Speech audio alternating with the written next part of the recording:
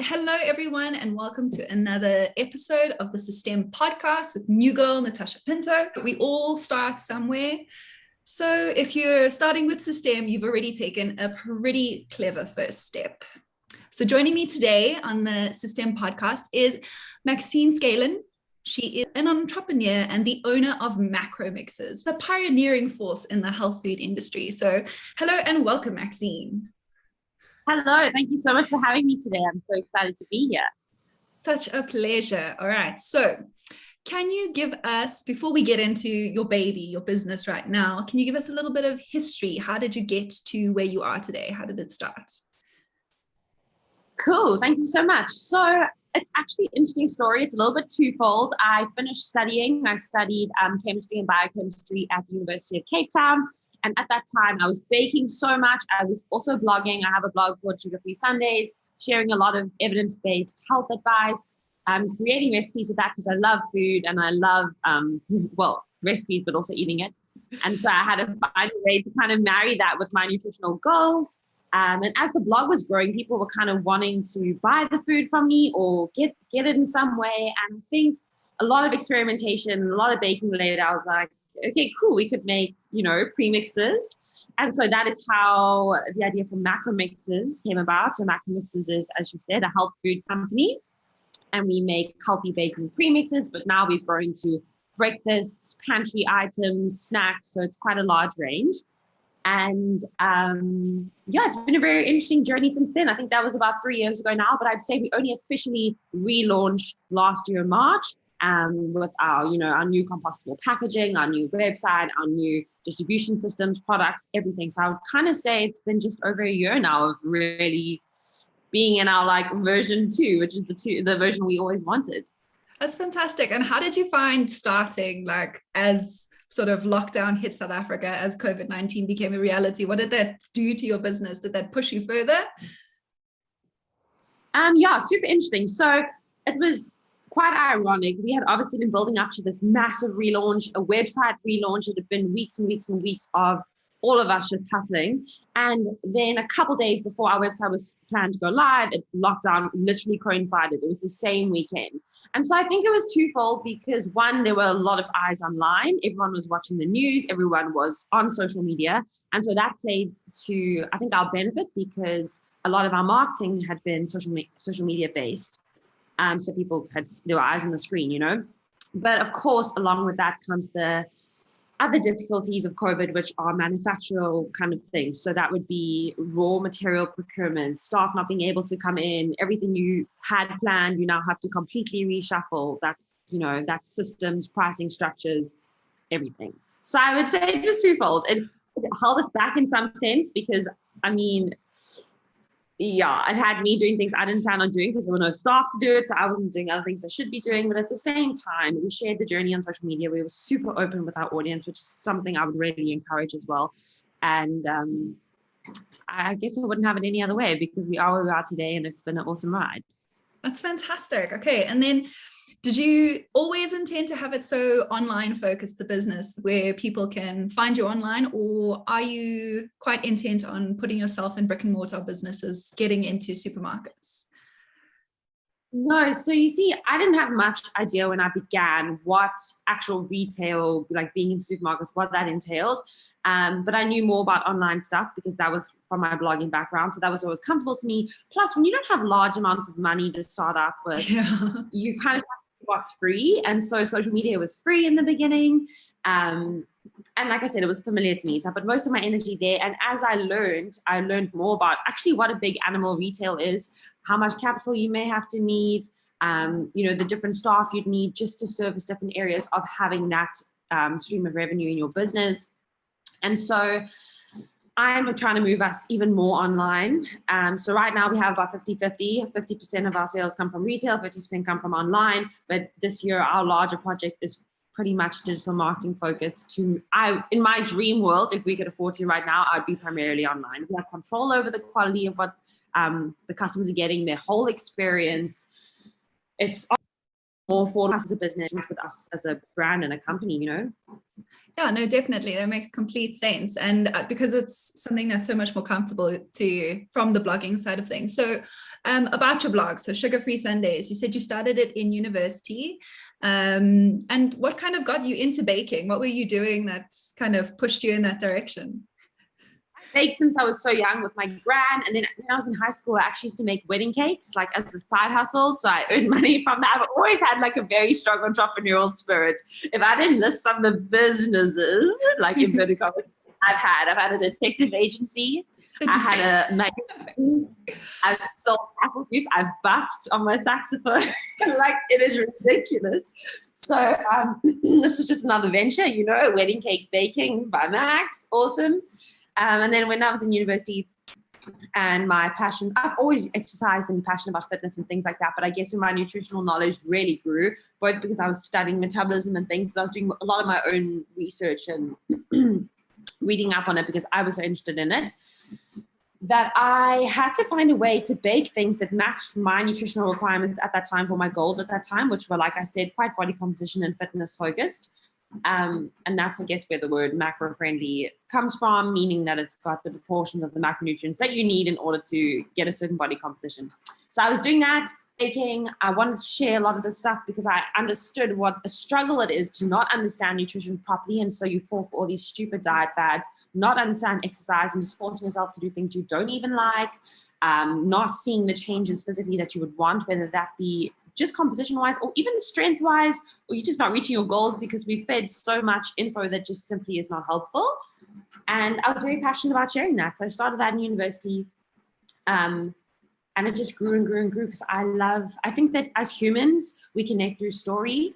And so by me sharing some of my story, I never had like a big agenda. I was just like, this is where I'm at, and I can share this resource with you because it helped me, and people connected with that. And so a couple of years later, here we are. And like, my Sugar Free Sundays fam is my fam. Like, if you're listening to this and you're on there, we are besties. And people will sometimes say to me, like, I feel like you're my best friend. I'm like, well, why wouldn't we be? What do you need for a friendship? You need mutual respect and love and care. And I'm like, tell me something about yourself, and they'll chat to me. I'm like, oh, well, why are we not good friends then? So it's very cool. That's a brilliant way. And like, you connect so well with your audience. I've seen it on your Instagram as well. It's amazing. And I think a lot of people in the industry aspire to that level of, I think, authenticity, but also the fact that you're really giving them value. You're not just there sharing the same nonsense that everyone else has decided this is the fad. I've always been so passionate about that, even to my own detriment. I'm such a perfectionist about what I do share, which is interesting because I think my content's not always that perfect and it's very authentic in the moment. But in terms of the information that's shared, I just want to add value all the time. And so sometimes I'll be like, you could just share this, like it's enough information. I'm like, no, it's not perfect enough. We need we need different links to different articles, different this and all the situations. So yeah, that's always been a biggie for me because I know how debilitating a lack of quality information can be, and it's people's whole lives you're talking about. How can you tell them something that's not true? Yeah, and it's going to make such a big impact. Yeah. Okay. Yeah. My next question is, how do you deal with failure? Because I'm sure as an entrepreneur, when you're starting out, you are going to make mistakes and you're going to do things where you sit and think, I'm going to give up now. I can't carry on. So how do you manage that?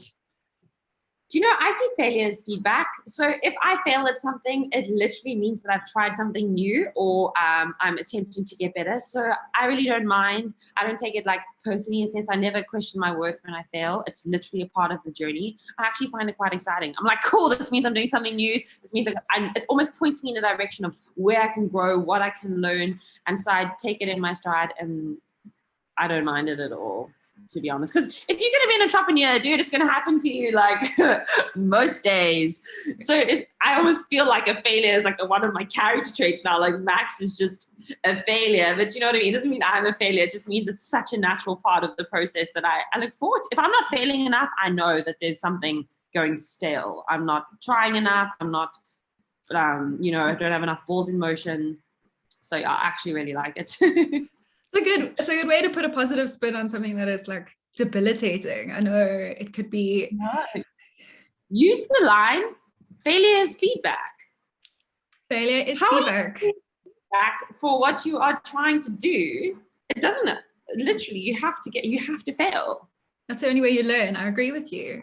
Is there a time recently where you feel like failure was on the brink, and how did you manage like a particular situation? Because I think specifics kind of get people going. You could talk about last week, the end of the week, if you like. Do you know, I wouldn't even call that a failure because I didn't do anything wrong. No, I'm joking. Context of anything listening, last week was extremely stressful. So as a lot of people may know, at the time of recording this podcast, we are in quite a strong COVID wave, yet another one. And so that impacts, as we spoke about earlier, all areas of the business, impacts what staff can come in. Also, there's often very last minute warning about these kind of things, because if someone's exposed last night, they can't come in. We can't be risking staff health. And on top of that, we can't be risking customer health. We do deal with food. So I take that extremely seriously. Our protocol is extremely serious. And just the packaging and raw material supply chains, the way that affects things, and transport. I mean, today couriers aren't working, and people, it's literally just too much. So I wouldn't even call that failure. I'm just going to say that's why last week was quite stressful.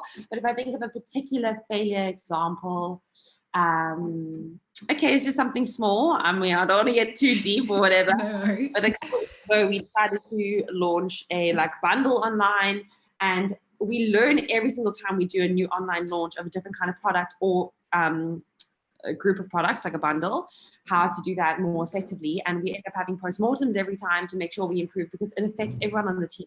If stuff isn't planned properly, it becomes very stressful for the distribution team. We run out of stuff somewhere along the way. There are so many moving parts that you can never imagine until you're inside.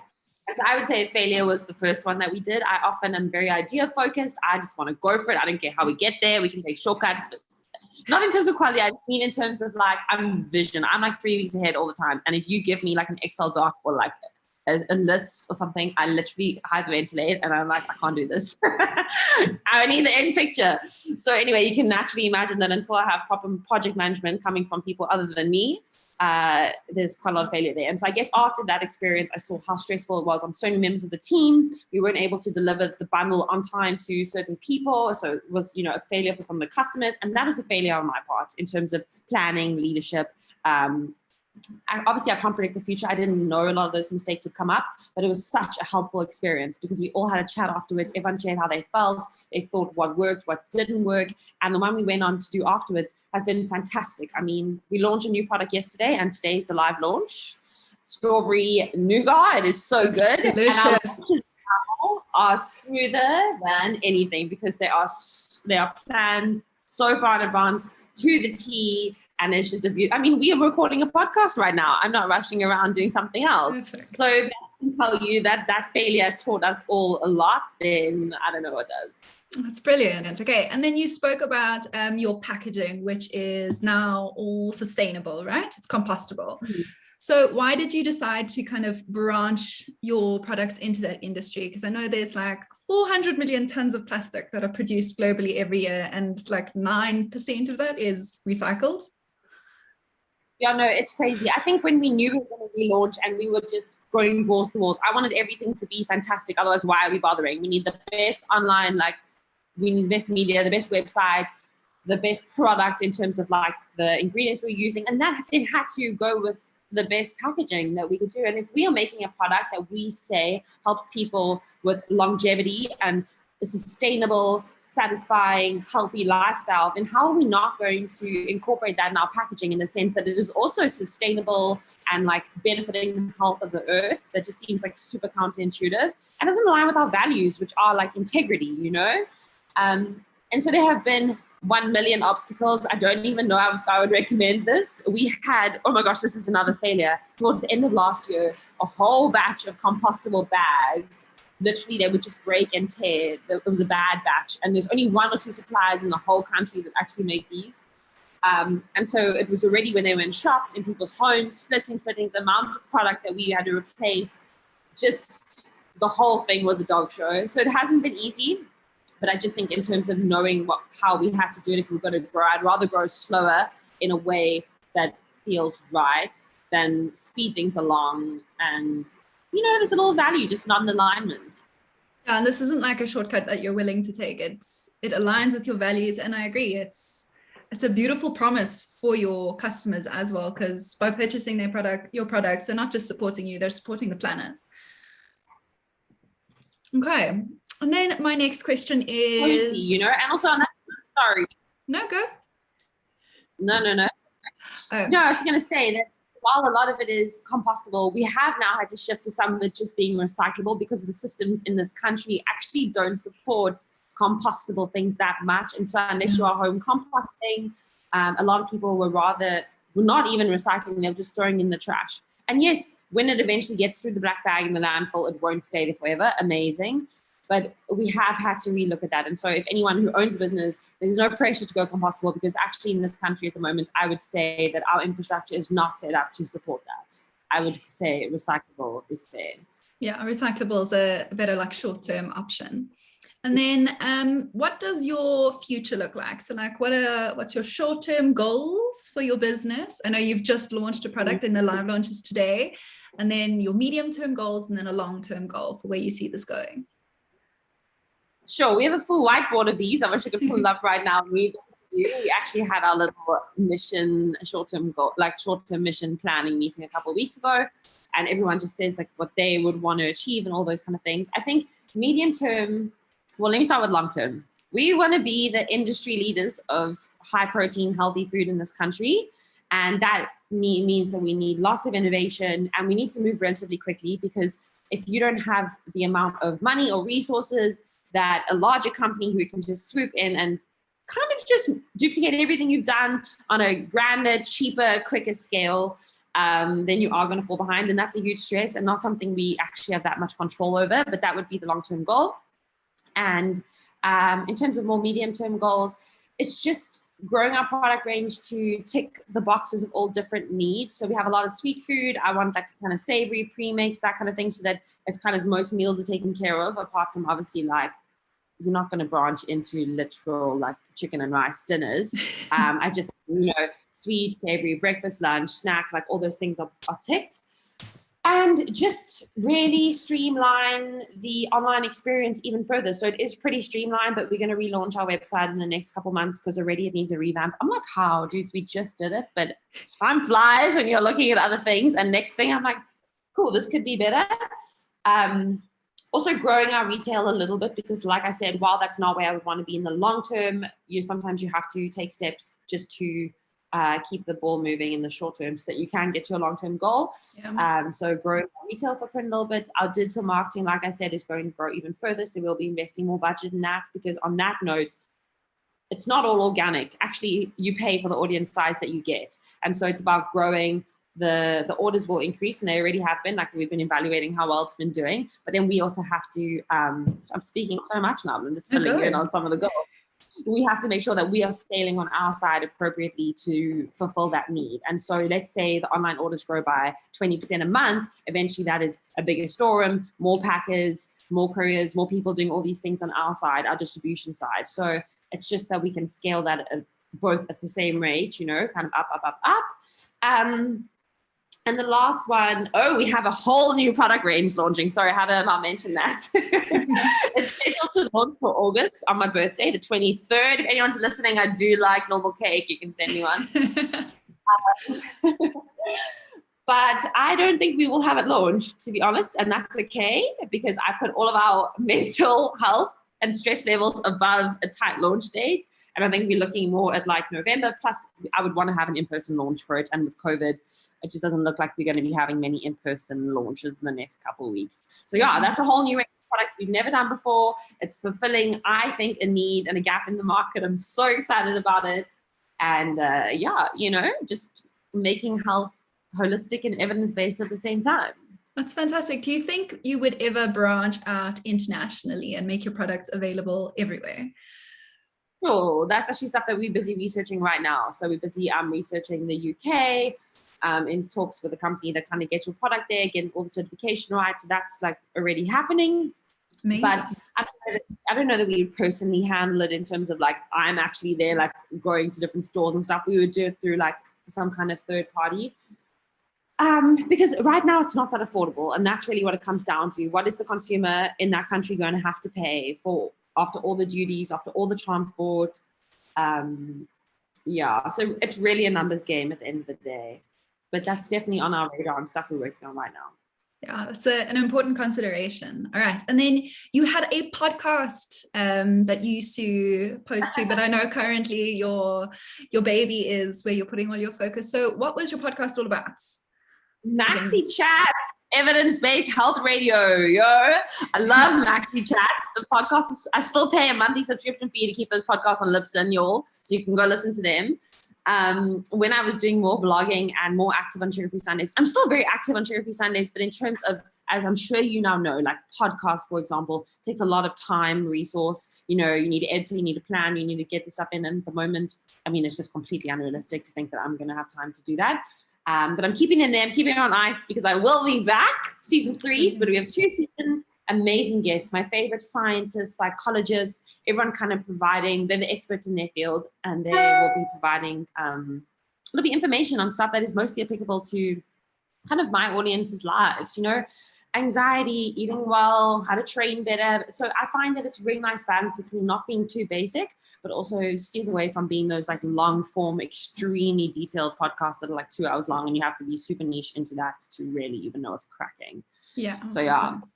It's like a bite-sized taste. Oh, that's brilliant. Yeah. Okay.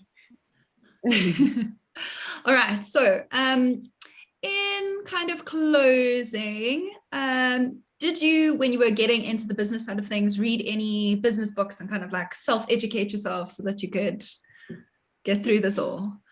I wish I had. No, you know what? I actually currently have like 2 business books I'm reading right now. So, but I have also been reading them for 6 months, if that's any. But I do want to share some resources here that have really helped me, though. Okay, Please so do. what I found more helpful than a book, if you are an entrepreneur, you'll know that your time for actually reading things is super minimal. Yeah. So maybe what's more a podcast because you probably have to drive somewhere.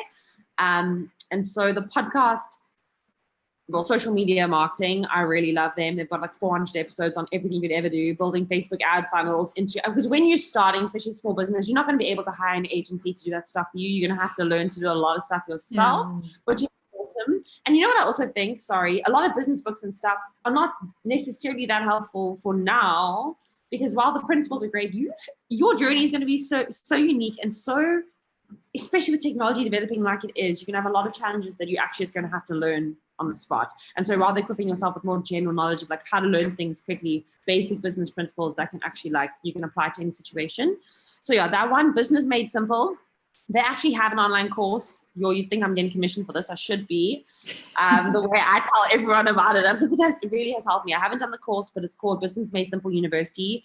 It is, they quote, more helpful than an MBA. That's what people have said. I haven't done it, so I can't vouch. But their podcast has helped me so much. I bought his book, and it's actually nice, bite-size. You know how you read like a daily devotional, but it's like that but for business. It's like one thing to work on a day, which I just think is so achievable. When you get this whole book, sometimes you're just like, you get stuck on page 3 because you realize like that already applies to you, those problems. You never even make it to chapter 4 because you're like, hang on, I need to fix like whatever they're talking about on page 3. And then you never move forward because it takes you like 4 months. So I think that the concept of these bite-sized like pages is super helpful.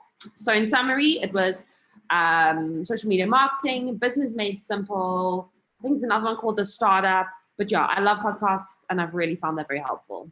That's excellent. And then is it like a piece of advice that you would give yourself to Maxine, who is just starting out, just started Sugar Free Sundays? What would you say? Don't do it, joking.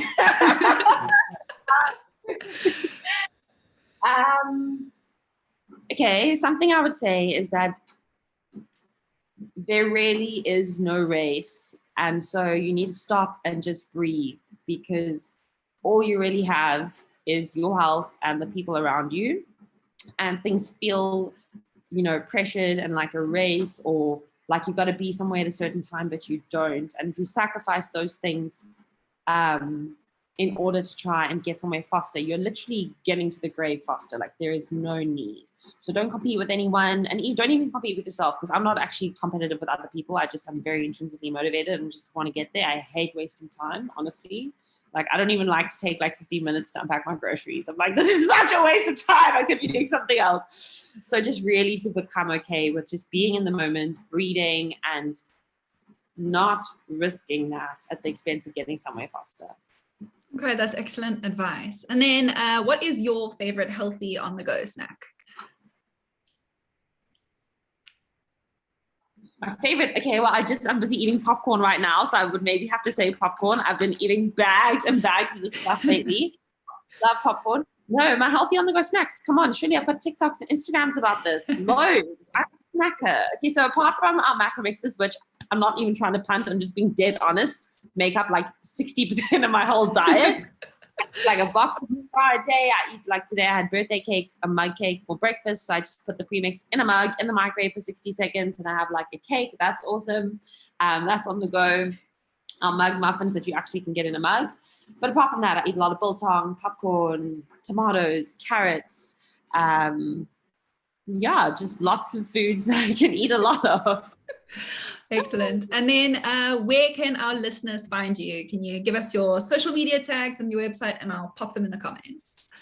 Sure. So if you just want some messy, spicy life, Sugar-Free Sundays is your spot. Just head straight to stories. I'm probably showing you what's going on. I'm probably a hot mess. It's always fun. That's on Instagram. I have TikTok as well. I know, very new age, only about 3 months old, but I love it. Actually, can I give that advice, please, if anyone's listening? If you have a business, I think that you should really start your TikTok profile and just get going. I know it seems confusing and overwhelming. Don't be a perfectionist. Just start. I made myself a goal. I was like 3 videos a day. It's growing really well. I find it super rewarding, less pressure than Instagram because it's not this pressure to have like beautiful, such curated content. It's very like real in the moment. Love it. And in a couple years time, I think that Instagram is, if they don't change, which I know they want to, but TikTok is going to take over. So I think it's a great place to share your business's message and story and really invite your customers in to go on that story with you. Anyway, sorry, that's a side note. So Sugar-Free Sundays on Instagram and TikTok. And of course, there's a website as well, sugarfreesundays.co.com. And then Macromixes, we are on Instagram. We are also on TikTok, and our website, which is www.macromixes.co.za. Fantastic. Thank you so much, Maxine, for giving me your time. And thanks to our listeners today. If you're watching us on YouTube, hit that 5-star rating, subscribe to the channel. And if you're listening to us on a podcast app, subscribe to our podcast so you never miss an episode. Systeme is a digital marketing software platform packed with all the tools you need to grow your online business. Thank you so much. That was brilliant. Thank you for having me. Such a pleasure.